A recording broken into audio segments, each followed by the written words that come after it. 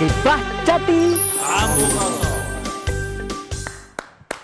Ya, terima kasih para penonton Dharma TV yang kami muliakan, masih setia kita membedah makna dan pelaksanaan serta bentuk action dari apa yang dimaksud ketuhanan yang Maha Esa tadi itu. Ya, monggo Mas Dimas tadi dilanjutkan. Terima kasih.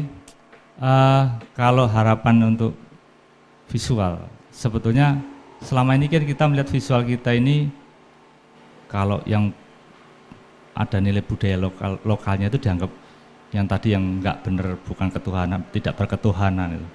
Tapi begitu kita melihat tontonan yang dari luar, itu ternyata mirip dengan kebudayaan kita mulai ketinggalan. Jadi misalkan dari Cina, dari Korea, dari India, ternyata sekarang masuk di sini, ternyata itu nilai budaya itu hampir mirip dengan kita mulai kecolongan di situ. Jadi harapan saya ini memang kita ini agak terlambat. Teman-teman saya ini agak terlambat karena ternyata audiovisual itu sangat membantu untuk mengingatkan kita bahwa berketuhanan itu tidak cuma beragama aja. Itu Pak Sadi. Oh, terima kasih. Ya, demikianlah yang kemarin hampir 1 bulan Mas Dimas ini memang keliling ke Jakarta Banyuwangi sampai daerah-daerah, dan oleh-olehnya kita disampaikan kepada kita hari ini.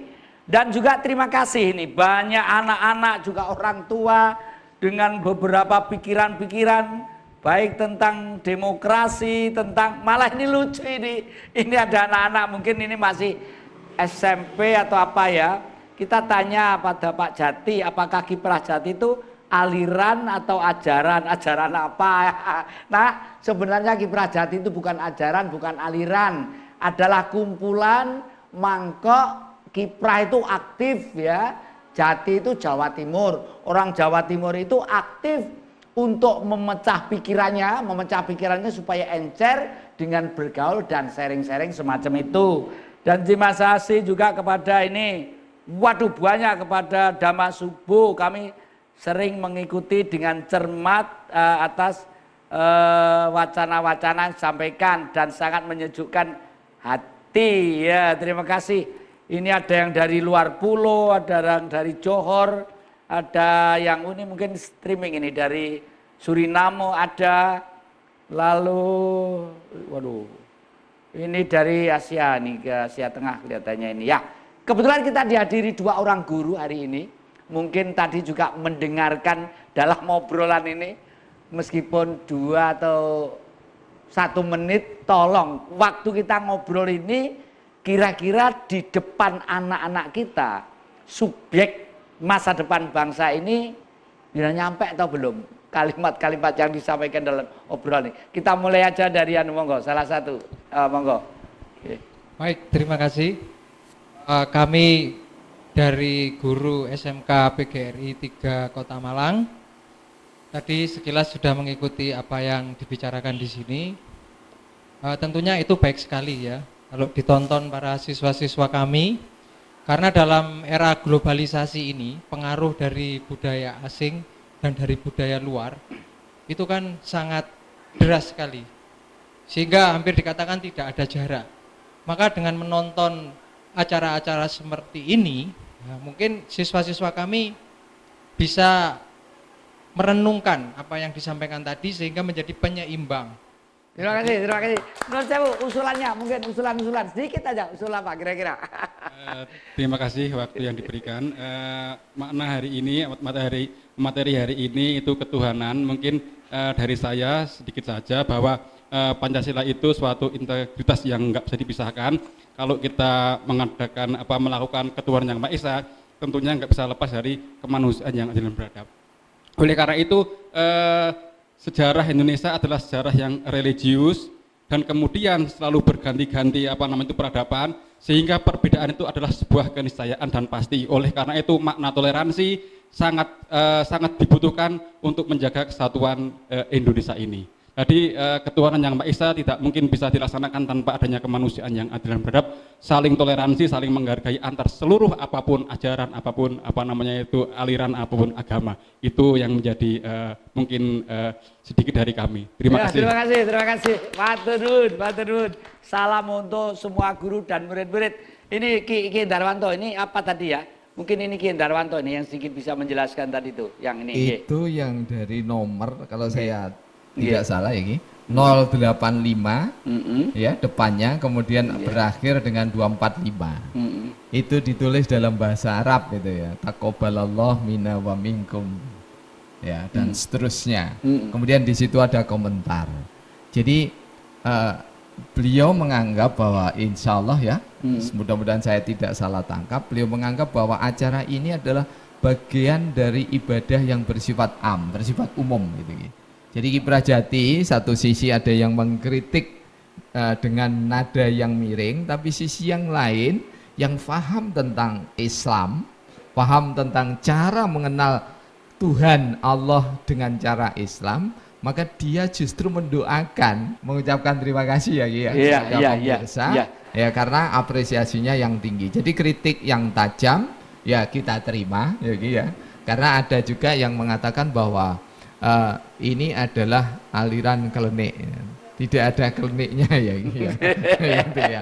Jadi sekali lagi bahwa ini ada patung, ada keris dan sebagainya, kurang lebih sama dengan di rumah saya, keris-keris berjejer ratusan gitu ya, tapi tidak untuk disembah. Ki, anehnya yang di negara yang disebut klenik itu kok malah tidak ada perang, tidak kalah dengan musuh ya? Ya, karena Tuhan itu sekali lagi Allah, ini Pak Guru kita, jadi itu sangat mencintai keragaman, yang masing-masing itu menuju satu kebajikan. Nah itu, sehingga kalau toh kita kemarin itu seolah-olah ada kubu A dan kubu B, tapi begitu selesai maka kubu-kubu itu yang ada hanya satu, kubu Indonesia Raya, kubu Indonesia yang kita cintai. Dan supaya anak-anak kita itu ngerti klenik harus dijelaskan secara ilmiah, ya Ki ya. Itu kan dari kata-kata klan ek. Klan itu himpunan. Betul. Ek itu misteri. Ada dua ek. Berapakah ek? Itu kan. Jadi klan ek adalah himpunan misteri di mana orang lain ininya tidak nutut. Ya yang nutut hanya kita. Nah mudah-mudahan bangsa Indonesia terus mengobarkan perklenian sehingga kita menjadi suatu bangsa yang kuat, tapi dengan syarat yang positif dan demi kemanusiaan secara cuman begini Ki, klenik yang diartikan oleh saudara-saudari kita yang lain yang merasa sangat paham tentang agamanya, nah itu adalah dalam konotasi yang negatif. Sehingga kita ini dikecam merusak agama. Nah, ini jadi beda. Agama itu bisa rusak toh, menurut saya kok enggak toh. Yang rusak itu manusia. Wah, saya setuju. Agama nggak mungkin rusak. Agama tidak pernah akan rusak, apalagi kitab suci. Jadi kitab suci, apa itu Taurat, kitab suci Injil, kitab Bhagavad Gita, Tripitaka, kemudian kitab suci Al-Quran tidak pernah akan rusak dan merusak. Yang rusak dan merusak itu adalah penafsiran dari ayat yang ditafsirkan oleh hawa nafsu itu. Makanya ada ayat yang bunyinya waspadalah hai manusia karena suatu saat banyak setan yang pandai membaca ayat, menjual ayat. Betul. Dan setan itu mengalir ke seluruh darah kita. Nah, saitun nafsu yang tak terkendali. Kemudian pengembalinya tadi disampaikan oleh Gesuki tadi, kolbu atau hati nurani. Ya kita sekarang ke budayawan ini. Ke budayawan kelihatannya mulai menarik ini Ki Antoni Wibowo ini. Monggo. Tadi itu udah ditarik kesimpulan bahwa berketuhanan yang Maha Esa dengan segala aplikasi wujudnya. Di negeri kita itu kelihatannya pelopor terdepan. Nah, kunci-kuncinya itu sampai negara kita sampai sekian sangat masih utuh dan kuat meskipun masih banyak yang harus kita kritik. Apa sebenarnya? Iya. Menarik sekali yang terakhir tadi itu Bapak Guru kita ini. Jadi sebetulnya tujuan dari kita, salah satu segmen yang kita gagas, kita rembuk saat ini adalah mengingatkan betapa pentingnya, betapa mendasarnya yang namanya pembangunan karakter. yang Indonesia. Dalam hal ini adalah ukuran-ukurannya adalah sila-sila Pancasila. Nah, selama ini kalau ada laku-laku atau perilaku yang outputnya itu negatif, bisa dipastikan dia mengalami distorsi dari alur sila-sila Pancasila ini sendiri. Contohnya adalah kita asyik belajar ilmu agama saja, tapi bukan laku. Bukan laku. Kita mungkin aktif belajar tentang manusia dan sebagainya, tapi sebagai ilmu, demi ilmu itu sendiri, kita lupa bahwa sebetulnya kita dibutuhkan laku yang terhormat, menghormati kemanusiaan dan seterusnya.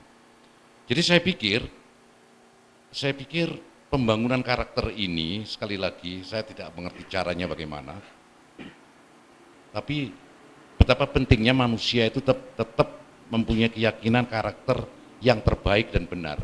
Benar di hadapan sesama dan manfaat, dan benar di hadapan Allah yang disembahnya.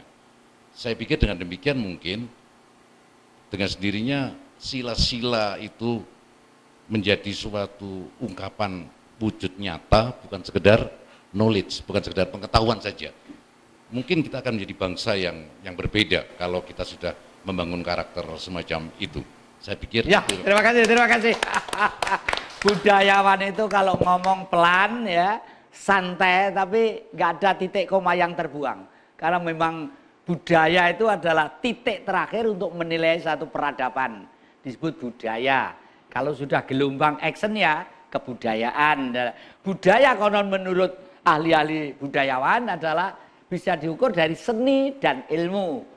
Wah, orang Indonesia pinter, iso nggawe keris, iso nggawe tumbak, iso nggawe gamelan, iso nggawe patung, iso nggawe macam-macam. Dan pinter itu ternyata juga bermanfaat untuk negara. Buktinya apa? Negara ndi sing iso kuat kaya negarane kita. Lah, Ki Bandono, nanti itu sebentar lagi kita akan ke November Ki Gundono. November ini ada hari yang sangat penting buat kita, yaitu Hari Pahlawan. Kira-kira situasi seperti ini itu masih butuh pahlawan apa enggak? Monggo, ini para pini sepuh yang ngomong para muda-muda ini. Terima kasih. Terima kasih. Kalau menurut sejarah ada kata-kata bangsa yang besar adalah bangsa yang menghormati para pahlawan. Harapan saya jangan hanya di omongan saja, mudah-mudahan bisa terwujud dengan akan adanya presiden yang baru ini. Ada perubahan yang mendasar. Terus yang kedua, kita ingatkan kepada bangsa kita, karena banyak orang dari luar ini menghormati kita. Kenapa kita tidak menghormati bangsa kita? Terima kasih, cukup. Meskipun sedikit sangat mantap sekali, banyak orang dari luar menghormati kita. Menghormati apanya? Bukan karena jati kusuma dedek bengek bandit, bukan. Karena budaya negeri kita yang sudah diuji oleh dunia. Oleh karena itu 10 November yang akan datang, ayo kita tantang hati kita. Beranilah kita tampil sebagai seorang pahlawan. Kalau entoh pahlawan, apa yang harus kita perjuangkan? Beranikah kita menjadi orang Indonesia yang sejati? Long blangkonan kayak beliau sih, mikir ya. Nah, para penonton, ternyata pahlawan masih kita butuhkan. Kita sambut bulan November nanti dengan gegap gempita pahlawan di dalam diri kita. Oleh karena itu saya yakin bahwa Anda masih bersemangat dengan kiprah jati ini. Ya, jangan kemana-mana. Ketemu tiap hari Minggu jam 19 sore, akan dimulai jam 12 siang dengan semangat kiprah jati. Ya, terima kasih. Waduh.